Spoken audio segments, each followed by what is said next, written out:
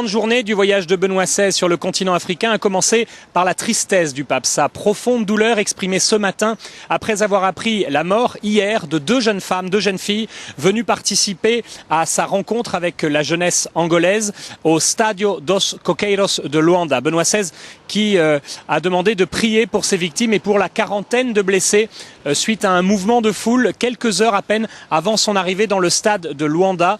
Le Vatican a regretté cependant entre les lignes de ne pas avoir été informé de cet incident, de cet accident très grave. Le Vatican qui ne l'a su que plusieurs heures plus tard. Mais le point d'orgue de ce séjour en Angola ce matin, c'était bien cette messe célébrée par Benoît XVI dans un rythme impressionnant de danse africaine, de chants traditionnels sur la grande esplanade de Simangola, une grande esplanade de terre rouge devant près d'1 million de fidèles angolais et du reste de la région de l'Afrique australe sur cette esplanade au nord de Luanda. Face aux sombres nuages, face aux ténèbres, le pape a invité les catholiques et les catholiques en particulier d'Afrique à ne pas avoir peur. N'ayez pas peur, a-t-il lancé en portugais aux Angolais. Benoît XVI qui a repris la phrase, l'expression célèbre de son prédécesseur Jean-Paul II. N'ayez pas peur, même si cela signifie que vous serez, comme le dit l'Évangile, un signe de contradiction dans la société.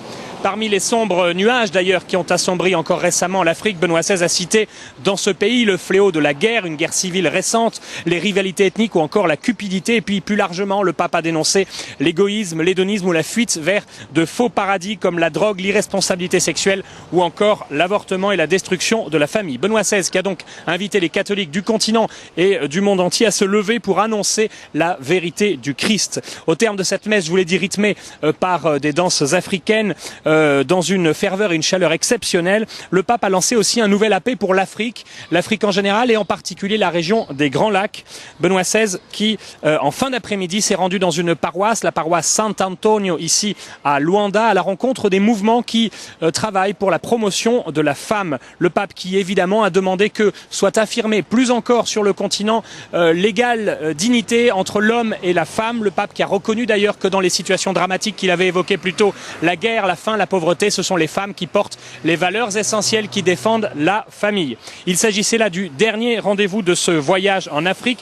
Demain, en milieu de journée, vous pourrez le suivre sur KTO. Benoît XVI s'envolera pour l'Europe au terme d'un voyage difficile, mais un voyage plein d'espérance pour l'Afrique et pour